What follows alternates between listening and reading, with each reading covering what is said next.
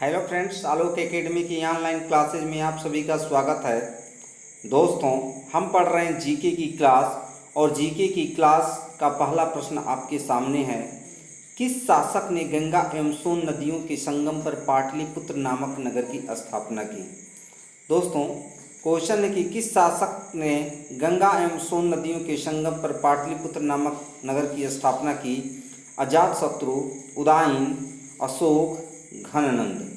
दोस्तों, ध्यान देंगे, पाटलिपुत्र कह रहा है। किन्हीं किन्हीं किताबों में पाटिल ग्राम भी आता है। क्या आता है? पाटिल ग्राम। तो आप भ्रम की स्थिति में नहीं रहेंगे।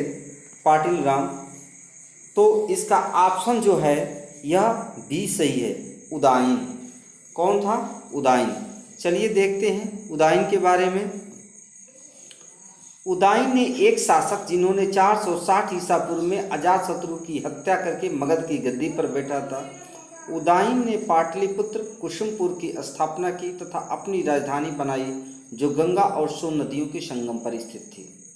ध्यान देंगे, जो यहाँ पर 460 ईसा पूर्व दिया है, दूसरी किताबों में 461 देता है। तो आप इस भ्रम की स्थिति में न रहिएगा। सन 461 ईसा पूर्व में अपने पिता की हत्या करके उदयन मगध की गद्दी पर बैठा। उदयन ने पाटिल ग्राम की स्थापना की। वह जैन धर्म का अनुयायी था। ये भी आप याद रखेंगे। दोस्तों, चलते हैं अगले प्रश्न की ओर। दोस्तों, अगर आपको वीडियो अच्छा लग रहा हो तो सब्सक्राइब करेंगे, वीडियो को लाइक करेंगे और अपने दोस्तों के यहाँ शेयर भी करेंगे। चलते हैं दूसरे प्रश्न की ओर। दूसरा प्रश्न है, 323 ईसा पूर्व में सिकंदर महान की मृत्यु हुई थी। प्रश्न पूछ रहा है कि 323 ईसा पूर्व में सिकंदर महान की मृत्यु हुई थी। फारस में, बेबीलोन में, मेसिडोनिया में, तक्षशिला में। दोस्तों, इसका ऑप्शन बी सही है, बेबीलोन में। सिकंदर 323 ईसा पूर्व में इसकी मृत्यु हुई थी। अब ध्यान देंगे, थोड़ा सिकंदर के बारे में जान लेंगे। सिकंदर का जन्म 356 ईसा पूर्व में माना जाता है। इसका जन्म 356 ईसा पूर्व में माना जाता है। दोस्तों, सिकंदर के पिता का नाम फिलिप था। पिता का नाम क्या था? फिलिप था। ये भी कई बार पूछा गया है। सिकंदर के पिता का क्या नाम था? फिलिप था। और फिलिप मकदूनिया का शासक था। कहाँ का शासक था? फिलिप मकदूनिया का शासक था। और ध्यान देंगे कि सिकंदर, प्रश्न ये भी आता है कि सिकंदर के गुरु का क्या नाम था। तो जो सिकंदर था, इसके गुरु का नाम अरस्तु था। अरस्तु, ध्यान देंगे, सिकंदर के गुरु का नाम अरस्तु था। और सिकंदर ने भारत पर 326 ईसा पूर्व में अपना विजय अभियान के लेकर के भारत आया था। किस सन में आया था? 326 ईसा पूर्व। ये याद रखेंगे दोस्तों। अब जान लेंगे कि सिकंदर के सेनापति का क्या नाम था। तो सिकंदर के सेनापति का नाम सेल्यूकस निकेटर था। क्या नाम था? Seleucus Nicator. दोस्तों, प्रश्न यहाँ पर दिया था, सिकंदर महान की मृत्यु के बारे में कह रहा था। तो सिकंदर की मृत्यु 323 ईसा पूर्व में बेबीलोन में 33 वर्ष की अवस्था में हो गई थी। कब हो गई थी? 33 वर्ष की अवस्था में बेबीलोन में हो गई थी। दोस्तों, चलते हैं अगले प्रश्न के बारे में, देखते हैं क्या है। सिकंदर महान एवं पोरस यानी पुरु की सेनाओं ने किस नदी पर पड़ाव डाला था? सिकंदर महान एवं पोरस पुरु की सेनाओं ने किस नदी पर पड़ाव डाला था? रावी, झेलम, सतलज, चिनाब। दोस्तों, आप याद रखेंगे, इसका ऑप्शन बी सही है, झेलम। अब झेलम थोड़ा देख लेंगे। सिकंदर को पंजाब के शासक पोरस के साथ युद्ध करना पड़ा, जिसे इतिहास में हाइडेस्पीच के युद्ध या झेलम का युद्ध कहा जाता है। कौन सा युद्ध कहा जाता है? हाइडेस्पीच के युद्ध या झेलम वितत्सा का युद्ध कहा जाता है। तो चलते हैं अगले प्रश्न की ओर। उज्जैन का प्राचीन नाम क्या है? यानी प्राचीन नाम है। उज्जैन का प्राचीन नाम है अवंतिका, तक्षशिला, कान्यकुब्ज, धान्यकटक। उज्जैन कह रहा है दोस्तों, ध्यान देंगे, उज्जैन। तो इसका ऑप्शन ए सही है। कौन सा ऑप्शन सही है? ए ऑप्शन सही है, अवंतिका। अगले प्रश्न की ओर चलते हैं दोस्तों। 16 महाजनपदों की सूची उपलब्ध है। जो प्राचीन इतिहास में हमारे 16 महाजनपद हैं उसकी सूची। सॉरी दोस्तों, एक प्रश्न हम लोग छोड़ दिए, उसको भी देख लेते हैं। ये रहा दोस्तों 5वां प्रश्न, नंद वंश का संस्थापक कौन था? नंद वंश का संस्थापक कौन था? महानंदिन या नंदिवर्धन, कालाशोक, घननंद, महापद्म नंद। दोस्तों ध्यान देंगे, जो ये क्वेश्चन है इसका आंसर डी सही होगा। कौन सा सही होगा? डी क्वेश्चन सही होगा, महापद्म नंद। नंद वंश का संस्थापक किसे कहा जाता है? महापद्म नंद को कहा जाता है। और जो यहाँ पर दिया है घननंद, ये घनानंद है दोस्तों, और ये नंद वंश का अंतिम शासक घनानंद था। नंद वंश का अंतिम शासक कौन था? घनानंद था। और घनानंद को युद्ध में पराजित किसने किया था? तो वो था चंद्रगुप्त मौर्य। और चंद्रगुप्त ने मगध पर घनानंद को पराजित करके मौर्य वंश की स्थापना की थी। चलते हैं दोस्तों अगले प्रश्न की ओर, और अगला प्रश्न देखते हैं दोस्तों। छठा प्रश्न है, 16 महाजनपदों की सूची उपलब्ध है। 16 महाजनपदों की सूची उपलब्ध है। ऑप्शन आपके सामने है, महाभारत, अंगुत्तर निकाय, छांदोग्य उपनिषद, संयुक्त निकाय। दोस्तों कह रहा है कि 16 महाजनपदों की सूची उपलब्ध है, यानी किस पुस्तक में उपलब्ध है? तो दोस्तों इसका ऑप्शन भी सही होगा, अंगुत्तर निकाय। अब अंगुत्तर निकाय क्या चीज़ है, इसको ध्यान दे लेंगे। बुद्ध के जन्म के पूर्व 6ठी शताब्दी ईसा पूर्व में भारतवर्ष 16 जनपदों में बटा हुआ था। भारत कितने जनपदों में बटा हुआ था?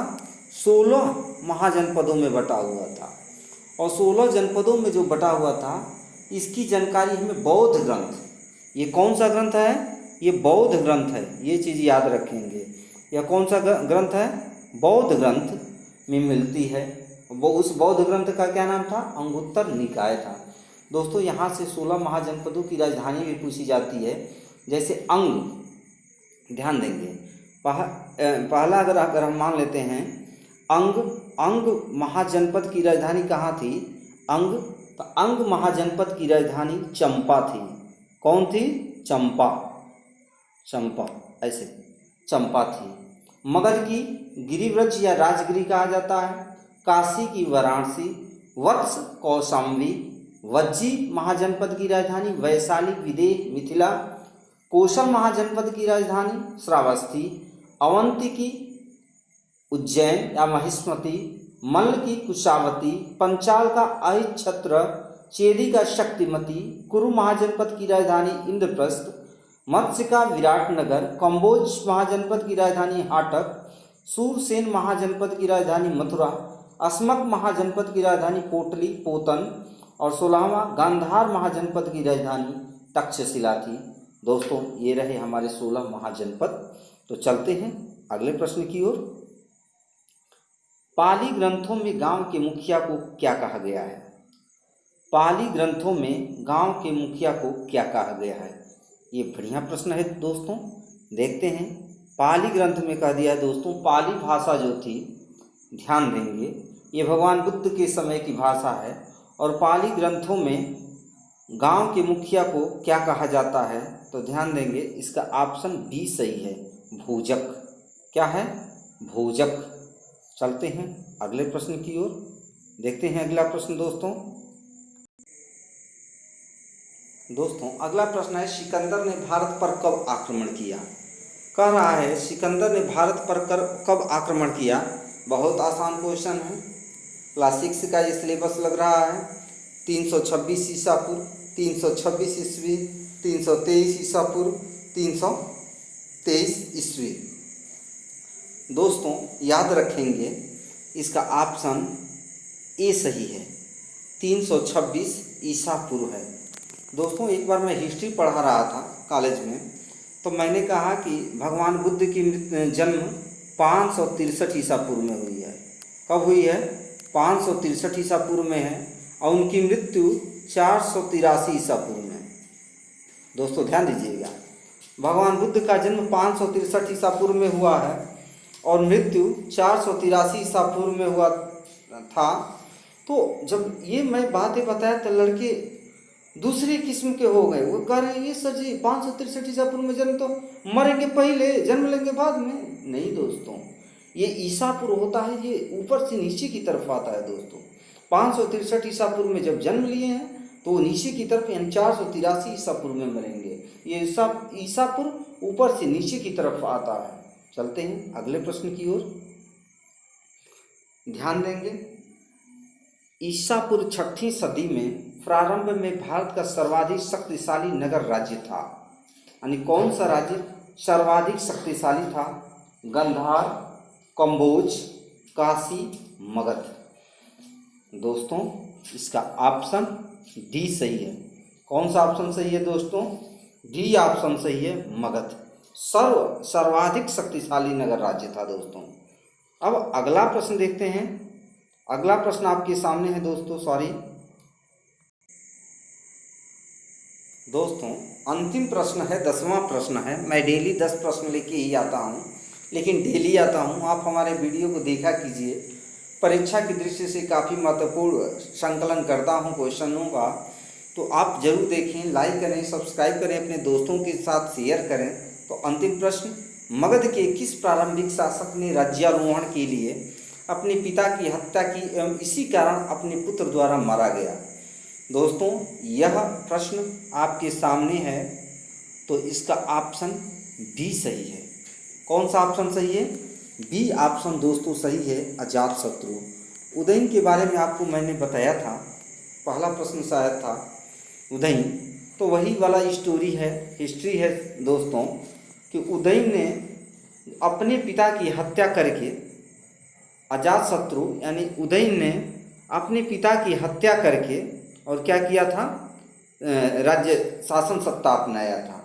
तब क्वेश्चन कह रहा है कि मगध के किस प्रारंभिक शासक ने राज्यारोहण के लिए अपने पिता की हत्या की एवं इसी कारण अपने पुत्र द्वारा मारा गया? तो दोस्तों इसका ऑप्शन बी यानी अजातशत्रु सही है। दोस्तों आज का वीडियो कैसा रहा आप बताएंगे, कमेंट करेंगे। लेते हैं विदा, धन्यवाद।